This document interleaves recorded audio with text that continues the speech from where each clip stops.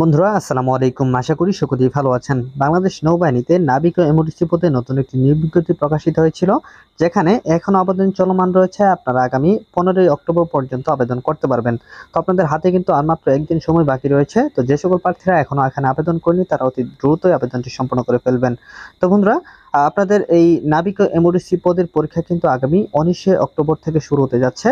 তো এখনো অনেক প্রার্থীরা আমাকে মেসেজ করছেন যে ভাই আমাদের পরীক্ষা এখানে কিভাবে অনুষ্ঠিত হয় এবং পরীক্ষার আগে কোনো ধরনের এসএমএস আমাদের ফোনে পাঠানো হয় কিনা। তো আজকের ভিডিওতে এই বিষয়টি আপনাদেরকে ক্লিয়ার করব। তো মূল ভিডিওতে যাওয়ার আগে আপনারা যারা নাবিক ও এমওডিসি পদে আবেদন করেছেন তাদের জন্য লিখিত পরীক্ষার চূড়ান্ত একটি সাজেশন আমি পিডিএফ আকারে নিয়ে এসেছি। আপনারা চাইলে আমার কাছ থেকে এই চূড়ান্ত সাজেশনটি সংগ্রহ করতে পারেন। তো আশা রাখি এই চূড়ান্ত সাজেশনটি সংগ্রহ করে যদি একটু ভালোভাবে পড়েন তাহলে কিন্তু খুব সহজেই আপনি লিখিত পরীক্ষায় উত্তীর্ণ হতে পারবেন।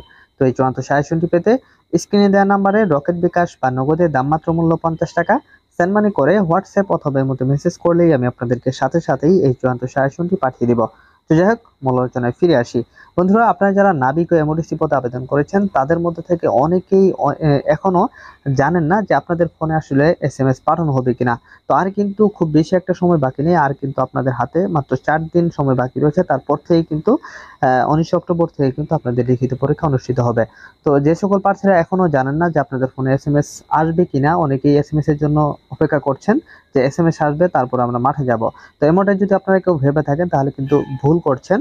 তো আপনাদের কিন্তু ফোনে কোনো ধরনের এসএমএস তারা পাঠাবে না। আপনারা দেখেন যে এই নিয়োগপত্রে কিন্তু আপনাদেরকে পরীক্ষার সময়সূচি বলে দেওয়া হয়েছে এবং আপনার যে আবেদনপত্রটি রয়েছে আপনারা যদি একটু খেয়াল করেন উপরেই দেখবেন, এই যে এখানে দেখতে পাচ্ছেন এই উপরেই কিন্তু আপনাদের পরীক্ষার সময় এবং কোথায় পরীক্ষা অনুষ্ঠিত হবে সেটা কিন্তু দেয়া রয়েছে।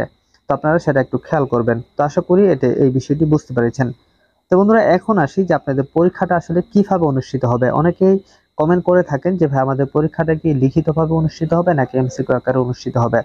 তো এটাও কিন্তু অনেক প্রার্থীরা জানেন না। তো এই নিয়ে কিন্তু বেশ কয়েকটি ভিডিও আমি আপলোড করেছি, তারপরও আপনারা অনেকেই মেসেজ করেন, অনেকেই কমেন্ট করেন, যে কারণে আজকের এই ভিডিওটি কিন্তু তৈরি করা।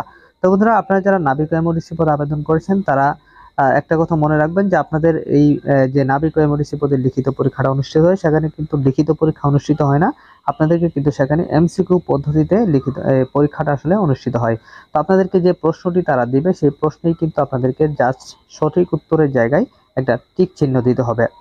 তো আপনাদের যখন পরীক্ষাটা শেষ হবে, অর্থাৎ আপনার যখন সকল প্রশ্নের উত্তরে টিক চিহ্ন দেওয়া শেষ হবে, তখন কিন্তু আপনাদেরকে আপনাদের কাছ থেকে সেই প্রশ্নটি নেওয়া হবে। অর্থাৎ নির্ধারিত সময় শেষ হলে কিন্তু আপনার কাছ থেকে সেই প্রশ্নটি আবার তারা নিয়ে নিবে।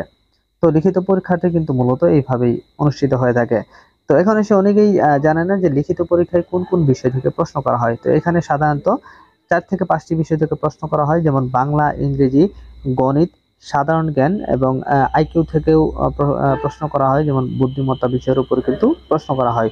তো মূলত এই কয়েকটি বিষয় উপরে কিন্তু আপনাদেরকে এই পরীক্ষাটি নেওয়া হয়। এই পরীক্ষাটি কিন্তু সাধারণত 30 মিনিটও হয়ে থাকে, কখনো কখনো 40 মিনিটও হয়ে থাকে। আপনারা যারা বিগত সালে পরীক্ষা দিয়েছেন তারা হয়তো জানেন, যারা নতুন এইবার মাঠে উপস্থিত হবেন তাদের জন্য কিন্তু তারা অনেকেই কিন্তু এই বিষয়টি আসলে জানেন না।